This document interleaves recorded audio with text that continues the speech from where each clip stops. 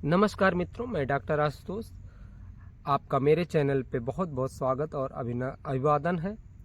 आज हम एक ऐसे प्राणायाम के बारे में बात करेंगे जो सबसे आसानी से किया जा सकता है और जिसमें सबसे ज़्यादा गलतियां की जाती हैं और हमें पता ही नहीं चलता कि हम कौन सी गलती कर रहे हैं। और लास्ट में हम देखते हैं कि हमारा जब लाभ नहीं होता है, उसका पर्याप्त हमें लाभ नहीं मिलता, तो हम कहते हैं कि हम प्राणायाम कर रहे हैं लेकिन हमें पूरी तरह से उसका बेनिफिट नहीं आ रहा। तो आज हम सीखेंगे अनुलोम विलोम से किस आसानी से कैसे इससे लाभ प्राप्त किया जा सकता है और इसकी बारीकियां क्या क्या हैं, क्या गलतियां करते हैं जिनकी वजह से हमें पूरी तरह से इसका लाभ नहीं मिलता है। अनुलोम विलोम प्राणायाम आपका, इस प्राणायाम को करने के लिए आपको किसी भी आसन में बैठ जाए, सुखासन में बैठ जाए, वज्रासन में बैठ जाए, पद्मासन में बैठ जाए, इसकी कोई बाउंडेशन नहीं है। लेकिन बाउंडेशन एक ही है कि आपको रीढ़ की हड्डी सीधी रखनी है, यानी कि आपका जो अलाइनमेंट है वो सीधा होना चाहिए और पीठ में आपका गैप मेंटेन होना चाहिए। यानी कि अगर आप सीने को बाहर निकाल के सीधा बैठते हैं तो आपका जो रीढ़ की हड्डी होती है वो सीधी रहती है। यानी सबसे बड़ी सावधानी आपको रीढ़ की हड्डी को सीधी रखने में करना होता है। अब दूसरी बात आती है कि हम क्या इसे लेट के कर सकते हैं? जी नहीं, इसको लेट के नहीं किया जा सकता, बैठ कर किया जा सकता है। आप कुर्सी पे बैठ के कर सकते हैं। अगर आपको सीधा बैठने में प्रॉब्लम होती है तो मसलन लगा लें, दीवार के किनारे आसानी से जाकर सीधा होकर बैठें। शुरुआत में हमें सीधा बैठने में प्रॉब्लम हो सकती है लेकिन धीरे धीरे हमारी आदत पड़ जाएगी। अब प्राणायाम जो आपका अनुलोम विलोम है, इसको कैसे किया जाए?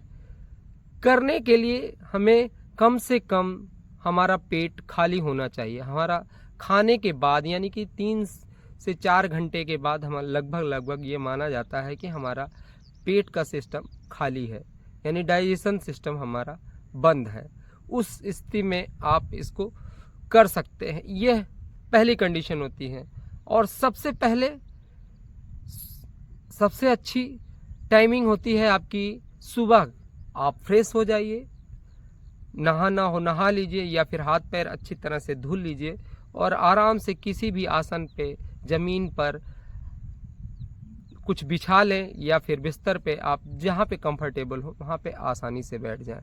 अब शुरू करने से पहले आपको प्राणायाम को नोस्टल रीजन आपको साफ होना चाहिए, ये ध्यान देना, क्योंकि जब हमारा रोस्टल रीजन साफ नहीं होगा तो हम आसानी से जो है अनुलोम विलोम नहीं कर पाएंगे। इसको करने में हमें प्रॉब्लम होगी। तो हम सर्वप्रथम अपने नोस्टल रीजन को यानी कि नाकों को, दोनों नासा छिद्रों को साफ करेंगे। उसका प्रोसेस है नाड़ी शोधन। नाड़ी शोधन में हम क्या करेंगे, जिस सांस नाक से, नासा छिद्र से श्वास लेते हैं उसी से सीधा वापस बाहर करते हैं। 5 से 10 बार बाएं से और 5 से 10 बार दाहिने से। ये एक प्रकार का नाड़ी शोधन होता है। इसको करने से क्या होगा कि आपके जो नासा छिद्र हैं वो खुल जाएंगे, फिर आपको अनुलोम विलोम करना आसान होता है। हम डायरेक्ट अनुलोम विलोम ना करें तो हमें नाड़ी शोधन में क्या करना होगा कि आपको शुरुआत में आपका बायां नासा छिद्र से आप शुरू करेंगे। बाएं नासा छिद्र से श्वास को भरना है, धीरे धीरे खाली करना है। यानी कि आपको इसमें आप आसानी से श्वास भरें और धीरे धीरे खाली करें। आप देखेंगे 8 से 10 बार करने से क्या होगा, ये आपका नासा छिद्र खुल जाएगा। अगर थोड़ा बहुत कम चल रहा हो तो यह खुल जाएगा। इसको करने से ही आपके जो नासा छिद्र हैं खुल जाएंगे। 5 से 10 बार इसको कर लिया, फिर आपको क्या करना है, दाहिनी नाक से श्वास को ऊपर खींचना है और दाहिनी नाक से ही सांस को बाहर करना है।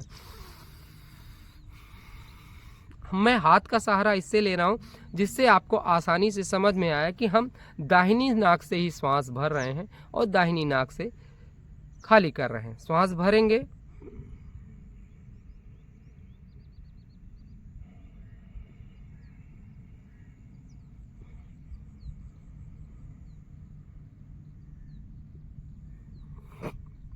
जितनी आसानी से श्वास भरेंगे उतनी ही आसानी से सांस को बाहर भी करेंगे। किसी तरह का इसमें फोर्स अप्लाई नहीं करते हैं। अनुलोम और विलोम यानी कि आपका जिस नासा छिद्र से श्वास लेते हैं वह अनुलोम और दूसरी यानी बाईं आपका अनुलोम और दाहिना विलोम यानी, या फिर बाईं को अगर विलोम मानते हैं तो दाहिनी आपकी अनुलोम हो जाएगी। तो अब इस रीजन से आपका नोस्ट्रल रीजन। अब नाड़ी शोधन का दूसरा होता है कि पहली बार श्वास भरा और दाहिने से निकल, यानी बाईं नाक से श्वास को भरा और दाहिने से छोड़ दिया। ये नाड़ी शोधन है आपको आपका नोस्ट्रल रीजन क्लियर करने के लिए। हम क्या करेंगे, जब भी शुरू करते हैं हम श्वास को भरते हैं तो इसको कहते हैं जो है पूरक, श्वास को भरा पूरक, और जब श्वास को बाहर निकालते हैं तो इसको कहते हैं रेचक। चलिए शुरू करेंगे क्या हम बाईं नाक से। जब भी हम प्राणायाम शुरू करते हैं अनुलोम विलोम बाईं नाक से या नाड़ी शोधन बाईं नाक से ही शुरू करेंगे, यानी चंद्र नाड़ी से ही शुरू करेंगे। श्वास को भरेंगे,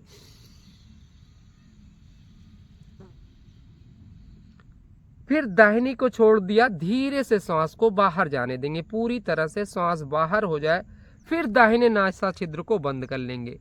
बहुत ध्यान से देखेंगे क्योंकि यह प्रक्रिया सबको मालूम है लेकिन गलती करते हैं। अब इसमें आपको श्वास खींचने में क्या सावधानी बरतनी है, किसी तरह की कोई आवाज़ नहीं आनी है, किसी तरह की जल्दबाजी नहीं करनी है। आपको धीरे धीरे श्वास को भरते देना है और धीरे धीरे धीरे अपने से खाली होने देना। जब पूरी तरह से सांस खाली हो जाए तो थोड़ा सा नाभि को दबा के जो श्वास बची है पूरी तरह से बाहर कर देंगे। 3 बार मैं करूँगा, आप उससे समझ जाएंगे। इसकी फ्रीक्वेंसी के बारे में हम बाद में बात करेंगे, पहले इसके प्रोसेस को समझते हैं। हमने बाईं नाक से श्वास को भरना शुरू किया। सर्वप्रथम हम जब भी शुरुआत करेंगे पहले बाईं नाक से श्वास को बाहर फेंकेंगे, यानी कि बाहर निकालने के बाद ही अंदर भरते हैं। चलिए बाईं नाक से हमने श्वास को बाहर फेंका, एकदम इजी। आपको इतनी धीमे श्वास भरना है, छोड़ना है कि आपको अपनी श्वास की आवाज सुनाई ना दे। हम गलती यही करते हैं कि तेजी से खींचते हैं। तेजी से हम जब खींचेंगे तो ऑक्सीजन पूरी तरह से शरीर में नहीं भरेगा। जो हमारा अनुलोम विलोम या नाड़ी शोधन करने का जो उद्देश्य है वो पूरा नहीं होगा, वो हम आगे बात करेंगे। लेकिन जैसे ही हम धीरे धीरे धीरे भरेंगे पूरी तरह से अपने फेफड़ों में हवा भरती है, ऑक्सीजनेट हवा भरेगी और वह पूरी तरह से जब पूरे शरीर में पहुंचेगी, सिर पैर से लेके नक यानी पैर के नाखून से लेके सर के बाल तक ऐसा महसूस करते हुए भरना है। चलिए शुरू करते हैं नाड़ी शोधन का दूसरा। श्वास भरेंगे,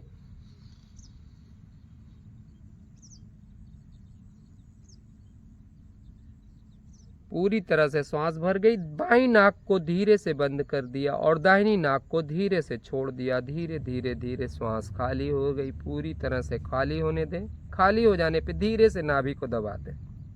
फिर वापस बाईं नाक से ही श्वास को भरना है।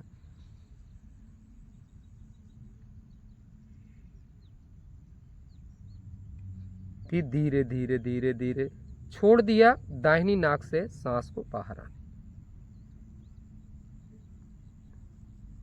कम से कम 3 बार या 5 बार करें।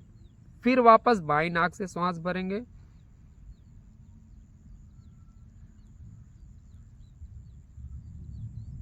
फिर दाहिनी नासा छिद्र को खोल दिया। धीरे धीरे श्वास को बाहर आने दें। पूरी तरह से श्वास बाहर आ जाए तो नाभि को थोड़ा सा दबा देंगे, पूरी तरह से श्वास बाहर हो जाए।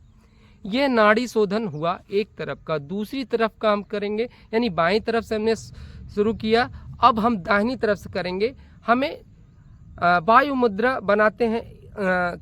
आपकी तर्जनी को अंगूठे के नीचे और ये तीनों उंगलियां ऊपर रख सकते हैं। अपनी सुविधा के लिए आप 2 उंगलियां अंगूठे से लगा लेंगे और इस तरह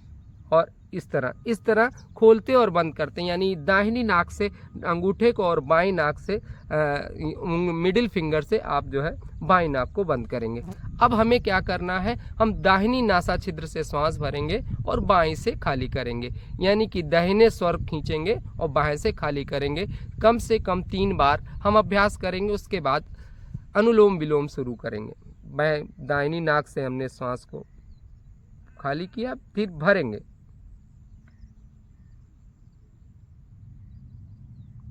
पूरी तरह से सांस को भर लिया, फिर दाहिनी नाक को बंद करके धीरे धीरे बाईं नाक से सांस को बाहर जाने देंगे। पूरी तरह से श्वास बाहर हो गई तो नाभि को थोड़ी देर दबा दिया, पूरी तरह से श्वास बाहर।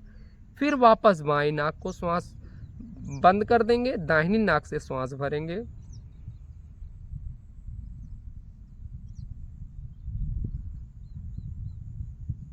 पूरी तरह श्वास भर जाए, फिर धीरे धीरे धीरे धीरे अपने आप खाली होने देंगे। किसी तरह का एफर्ट नहीं लगाएंगे, रिलैक्स। ये 3 बार हो जाता है तो लगभग हमारा जो नोस्ट्रल रीजन होता है वह खाली हो जाता है। हम अगर इसको साफ किए बिना, यानी कि ये दोनों नासा छिद्र हमारे नहीं चल रहे हैं, श्वसन की प्रॉब्लम है, तो उस स्थिति में आप जब करोगे तो क्या होगा, सर में भारी हो सकता है। लेफ्ट या राइट में जो नासा छिद्र आपका बंद होगा उधर से आपको सांस खींचने में प्रॉब्लम होगी, तो आपको रिजल्ट नहीं आएगा। हो सकता है आपका सर भारी हो जाए। अब हम नाड़ी शोधन, यानी कि नाड़ी शोधन हो जाने के उपरांत हम अनुलोम विलोम का अभ्यास करेंगे। अनुलोम विलोम अभ्यास करने के लिए हमें क्या करना होगा, वही प्रोसेस। बाईं नाक से सांस को बाहर किया, बाईं से खींचा और दाहिने से निकाल दिया, फिर वापस बाएं से खींचा और दाहिने से निकाल दिया। यह एक आपका चक्र होगा। इसमें भी वेरिएशन बहुत होते हैं। यह जो आप प्राणायाम देख रहे हैं ये बिगिनर के लिए है, और जो योग के अभ्यासी हैं उनके लिए भी बहुत उपयोगी है, क्योंकि अगर आप गलती कर रहे हैं तो इसको सुधार लें। तो जैसे ही अनुलोम विलोम हम शुरू करते हैं, यानी कि प्रक्रिया होती है पूरक और रेचन की। जैसे ही श्वास भरेंगे हम पूरक, और जैसे ही खाली करेंगे रेचक, फिर पूरक फिर रेचक। उसके बाद कुंभक की बारी आती है, यानी कि हमने श्वास भर ली और रोक लिया तो ये कुंभक, अंतः कुंभक हो गया। फिर दाहिनी तरफ से निकाल दिया, फिर रोक दिया, फिर ये बाह्य कुंभक, यानी बाहर रोक के फिर खींचा, फिर रोक लिया तो अंतः कुंभक, और फिर बाईं नाक से श्वास बाहर किया तो बाह्य। ये हो गया रेचन। और अगर कुछ देर तक रुके रहे तो वह कुंभक यानी रेचन और कुंभक को थोड़ा सा जान लेंगे, क्योंकि बहुत बारीकियां हैं। थोड़ी सी चीज़ें आप समझेंगे तो समझ में आ जाएगा। श्वास भरी, उसको रेचन कहा, बाहर निकाला तो ये आपका हो गया। श्वास को भरा तो आपका पूरक हो गया, और जब निकाला बाहर तो ये हो गया रेचन, और जब हम उसको होल्ड कर लिए तो वह कुंभक हो गया। तो चलिए शुरू करते हैं। पहले शुरुआत करेंगे बाईं नाक से श्वास को बाहर करेंगे, और बिना आवाज के श्वास को बाहर करना। फिर बाईं नासा छिद्र से श्वास को भरेंगे, देखेंगे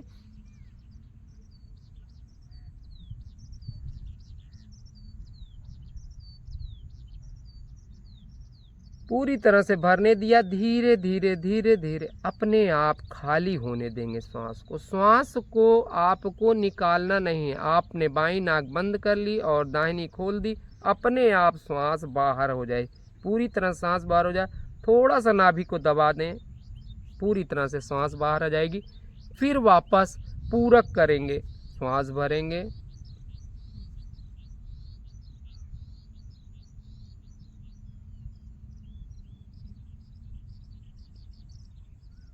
फिर दाहिनी नासा छिद्र को बंद कर लिया और श्वास को अपने आप बाहर आने दें।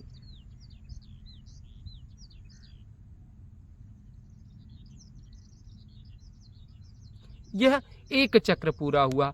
हम गलती क्या करते हैं, हम जल्दी से भर के और जल्दी से खाली करते हैं, तो फिर यह कपालभाति, भस्त्रिका में और अनुलोम विलोम में कोई अंतर नहीं रह जाएगा। फिर आपको जो लाभ भस्त्रिका से मिलना है वो भस्त्रिका से नहीं मिल पाएगा, जो कपालभाति से मिलना है वो कपालभाति से नहीं मिल पाएगा, और अनुलोम विलोम तो आप पूरा कर ही नहीं रहे हो। तो करना है आपको जितना आसानी से हो जाए। गलती क्या करते हैं हम, श्वास तेजी से भरा और अगल बगल सबको सुनाई दे रहा है कि हम श्वास भर रहे हैं। यह पूरी तरह से 100% गलत है। आपको भी आपके श्वास की आवाज़ सुनाई नहीं पड़ती चाहिए। आप श्वास लेते हैं तो क्या आपको आपके श्वास की आवाज़ सुनाई पड़ती? नहीं। तो फिर अनुलोम विलोम में भी आपको श्वास की आवाज़ सुनाई नहीं पड़नी चाहिए। एफर्टलेस ब्रीदिंग, तभी यह जो अनुलोम विलोम का ध्येय है, उद्देश्य है पूरा, इसका उद्देश्य है पूरे शरीर में हर नस और नाड़ी में आपके सभी सेल्सों तक, आपके ऊतकों तक ऑक्सीजन पहुंचाने का काम होता है। तभी वह सारा लाभ आपको जो अनुलोम विलोम का मिल सकता है, जिसके बारे में हम लास्ट में चर्चा करेंगे कि इसके लाभ क्या है।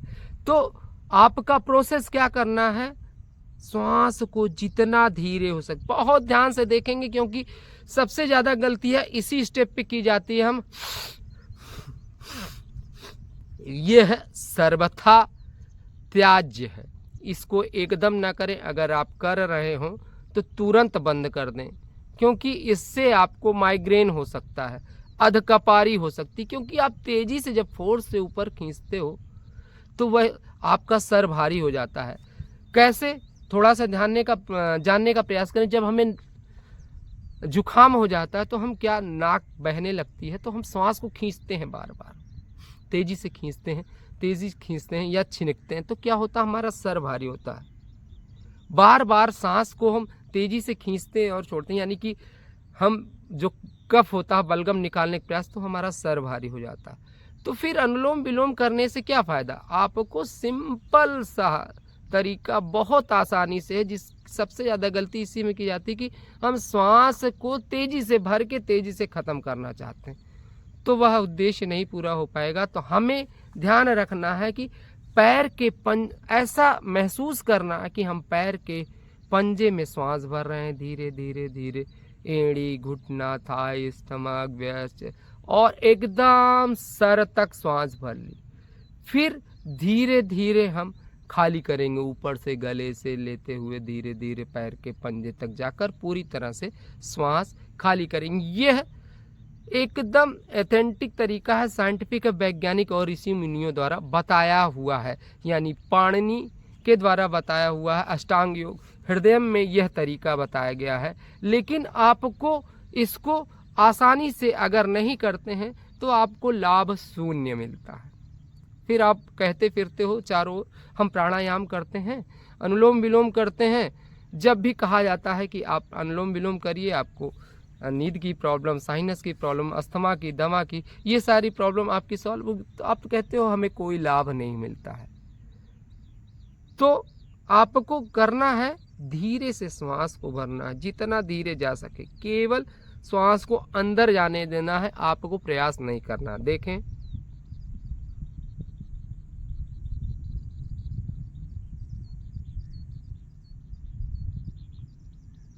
पूरी तरह से सांस भर जाए तो दाहिनी नाक को खोल देंगे, बाईं नाक को बंद कर देंगे। श्वास को धीरे धीरे धीरे खाली होने दें।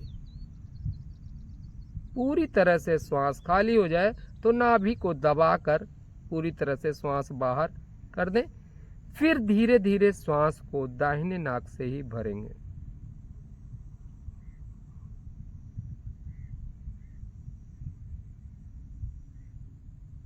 और ऐसा ध्यान करेंगे कि पैर के पंजे से श्वास भरती हुई पे घुटने, thigh, stomach, breast, chest, shoulder, फेफड़े सब में होते हुए ब्रेन तक पहुंच रही। फिर धीरे धीरे हम सर से लेके पांव तक श्वास को खाली कर रहे हैं। धीरे धीरे धीरे पैर के पंजे तक जाकर एकदम श्वास हमने खाली कर दी। यह आप कितनी बार करें ये आपकी क्षमता के अनुसार, लेकिन कम से कम आप 15 से 20 बार जरूर करें। शुरुआत में आपको प्रॉब्लम, क्योंकि आपका मन केंद्रित नहीं होगा, आप एकाग्र नहीं होंगे। कहने के लिए बहुत आसान प्राणायाम है, लेकिन इसी प्राणायाम से सब लोग भागते हैं। क्योंकि मुझे भी इस प्राणायाम को करने में प्रॉब्लम होती है, क्योंकि इंट्रोवर्ट होना होता है। अंततः आपको हृदय में ध्यान रखना होता, अपने शरीर को और अभ्यास करके आप पूरी तरह से आंखें बंद करके करें तो आपको रिजल्ट 100% आएगा। अब इसके लाभ की चर्चा कर लेते हैं। लाभ में आपका सबसे पहले आपका साइनस का सिस्टम होगा कि हमारा जो कफ होता है वह हमारे खान पान और दूसरी चीज़ों से, उस पर हम बाद में बात करेंगे, लेकिन हमारा कफ अगर किसी चीज़ से ढीला होता है तो वह श्वास के माध्यम से ही होता है। अगर आप प्रॉपर तरीके से कपालभाति, भस्त्रिका और अनुलोम विलोम कर रहे हैं तो आपको कभी यह साइनस की प्रॉब्लम नहीं होगी। अगर है तो धीरे धीरे अभ्यास करते हुए, हो सके तो आप वीडियो को लगातार 2 बार, 4 बार, 6 बार चला कर देखते हुए करें तो आपको सुविधा होगी और आप सही से करेंगे। अगर आप नहीं कर सकते हैं तो किसी भी अच्छे शिक्षक के सामने बैठकर सीख लें, फिर करें तो आपको यह समस्या पूरी तरह से सॉल्व हो जाएगी। लोगों की नाक की हड्डी बढ़ जाती है, एक्चुअली में नाक की हड्डी नहीं होती है, वह आपका मांस होता है, उसको मांस कहते हैं। वह धीरे धीरे कफ जमा होते होते उससे आपकी जो आपका नासा छिद्र है उसकी जो मांसपेशियां हैं उनसे चिपक के मोटा हो जाता है। फिर आपको लगातार सांस लेने में झंझट होती है और हर 1-2 सीजन में आपको जुखाम खांसी हो जाता। अब इसके आगे यह जब कफ बनता है, फेफड़ों में जमा हो जाता है तो आगे का अस्थमा, दमा और ब्रोंकाइटिस का रूप लेता है। तो यह प्रोसेस धीरे धीरे करते करते इन सब में लाभ मिलता है। आप करके देखें, सही तरीके से आपको इन बीमारियों से एकदम निजात मिलेगी। अब आगे बात होती है सिस्टम ब्रेन की, यानी कि जब हम श्वास भरते हैं तो यह ऑक्सीजन हमारे ब्रेन में जाती है और ये इसके न्यूरॉन्स और सेल्स जो है सक्रिय होते हैं और वह रिलैक्स होते हैं। जितनी अच्छी आप श्वास लेंगे उतना जल्दी आपका शरीर का सिस्टम यानी कि सक्रिय होगा, वो सारे अंग, क्योंकि हम पैर के पंजे से लेकर सर के बाल तक में ऑक्सीजन को पहुंचा रहे हैं। जितना धीरे धीरे भरते हैं, क्योंकि जाने में श्वास को या ब्लड सर्कुलेशन को ऑक्सीजन के साथ पहुंचने में पैर के पंजे तक टाइम लगता है, और पता चला आपने उनके पहुंचने से पहले ही बाहर श्वास कर दिया तो वापस आने लगे। तो धीरे धीरे धीरे आपने श्वास को भरी और धीरे धीरे खाली किया तो उसको काफ़ी गैप मिलता है। तो वह प्राण यानी कि जो ऑक्सीजन है, जीवनदायिनी शक्ति है, वह बड़ी होती है, लंबी होती जाती है, तो वह शरीर के सिस्टम को क्योर करती जाती है। यानी कि आपकी नींद की जो समस्या है वह पूरी तरह से ठीक हो जाती है। ब्रेन से रिलेटेड माइग्रेन और याददाश्त कमज़ोर हो जाने की समस्या धीरे धीरे ठीक हो जाती है। आप डिप्रेशन में चले जाते हैं, तनाव में चले जाते हैं, तो भी यह समस्या आपकी अनुलोम विलोम करने से पूर्णतः ठीक हो जाती है। इसके बाद बात आती है डाइजेशन सिस्टम। जब हम सांस भरते हैं तो हमारा डायाफ्राम ऊपर उठता है और जब हम सांस छोड़ते हैं तो नाभि हमारी दबती है। तो उससे क्या होता है कि जो हमारी आंतें हैं वह भी सक्रिय होती हैं, जिससे हमारा जो पाचन तंत्र है वह मजबूत होता है। श्वसन तंत्र, रेस्पिरेटरी सिस्टम आपका जो उसके अंदर आने वाले ब्लॉकेज हैं, कफ है, वह जो जम जाता है इतना ज़्यादा टाइट हो जाता है कि कैंची से यानी आरी से या फिर चक्कू से काटने से भी नहीं कटता। अगर प्रॉपर हम सांस लेते हैं तो वह कफ ढीला होकर धीरे धीरे बाहर हो जाता है। उसके बाद आपका आता है कि डाइजेशन सिस्टम के बाद कि जॉइंट्स जो आपके होते हैं इनमें भी बहुत ज़्यादा लाभ होता है, क्योंकि ब्लड का सर्कुलेशन जितना अच्छा होगा उतना अच्छा हमारा नर्वस सिस्टम होगा, तंत्रिका तंत्र होगा, हमारे न्यूरॉन्स होंगे और आपकी रीढ़ की हड्डी, कमर की हड्डी और जो घुटने के, एड़ी के जो दर्द होते हैं जॉइंट्स, उनमें भी लाभ मिलता है। आपका मूड का सिस्टम और याददाश्त, ये सारी चीज़ें, बहुत सी चीज़ें हैं। एनी हाउ आप लिख कर रख लें जो आप जानते भी नहीं हैं कि हमारे ये प्रॉब्लम है और इससे ठीक होती है। करके देखें, आपको लाभ अवश्य मिलेगा, लेकिन तरीका आपको सीख के करना होगा। इस वीडियो को 2 बार 4 बार चला ले। जो आपके माता पिता हों, रिश्तेदार नातेदार, उन सभी के पास इस तरीके को आसानी से करने के लिए उनके पास ज़रूर पहुंचाएं। आप भी सीखें, अपने मित्रों को सिखाएं, क्योंकि यह बहुत ही सिंपल है और इसका रिजल्ट आपको 2 से 3 दिन में ही दिखाई पड़ने लगता है। ओल्ड एज में क्या होता है कि हम रात भर जागते रहते हैं, 8 घंटे 2 घंटे 3 घंटे सोने के बाद हमें नींद नहीं आती, तो हमारा माइंड जो क्लाम नहीं रहता। तो इसको करने से आपका जो सिस्टम है वह एक्टिव हो जाएगा, सक्रिय हो जाएगा और आपको प्रॉपर तरीके से नींद आने लगेगी। इसके अलावा सपोज देन मान लीजिए आपने की नींद नहीं पूरी हुई है, आप ट्रैवल में रहे हो या कोई काम कर रहे हो रात भर और सुबह आपकी नींद नहीं पूरी है, तो अगर आप इसको अच्छी तरीके से 10 से 15 मिनट इस प्राणायाम को कर लेते हैं, कपालभाति और भस्त्रिका मिला के, तो आप यकीन मानिए कि आपकी जो नींद है, यानी कि दिन में जब आपकी नींद, रात की नींद नहीं पूरी होती तो दिन भर आपका सही नहीं होता, एनर्जी लेवल बहुत कम हो गया रहता है और आप चिड़चिड़ा महसूस करते हो।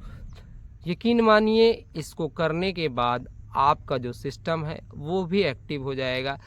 ऐसा सिस्टम तब आता है जब हमें एग्ज़ाम के टाइम, बच्चों का एग्ज़ाम का पीरियड होता है, शादी का टाइम होता है, लोग रात रात भर जागते हैं या कहीं ट्रैवल कर रहे होते हैं, या फिर हमारा जो नौकरी का सिस्टम है वह रात का है। तो इसमें इसको करने से आपको बहुत ही लाभ होता है और यह अद्भुत इसके रिजल्ट देखे जाते हैं। आप करके देखें, और किसी तरह की समस्या आती है तो कमेंट में ज़रूर लिख के बात करें, मैं सभी के सवालों का जवाब दूंगा आपको।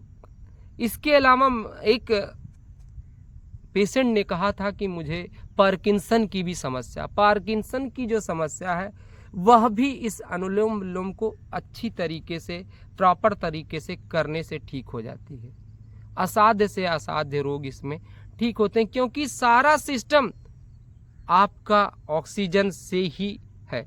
जितना बढ़िया आपका ऑक्सीजन बॉडी में जाएगा, आपका हार्ट, लंग्स, लीवर, किडनी सबको ज़रूरत है। यानी बीपी के पेशेंट हैं, हार्ट के पेशेंट हैं तो भी बहुत ही उपयोगी है। जितना बढ़िया आप श्वास के सिस्टम से ऑक्सीजन शरीर में पहुंचेगा, आपका जो आपका हार्ट का सिस्टम, ब्लड सर्कुलेशन सब कुछ ठीक हो जाएगा। लेकिन शर्त यही है कि आप इसको अच्छी तरीके से सीख कर करें, लगातार सीखें, 4 बार 6 बार। कोई सीखने की कोई उम्र नहीं होती और सीखने में किसी तरह की कोताही ना करें। अगर आपको नहीं आता है तो सीखें, क्योंकि गलतियां इंसान से होती हैं।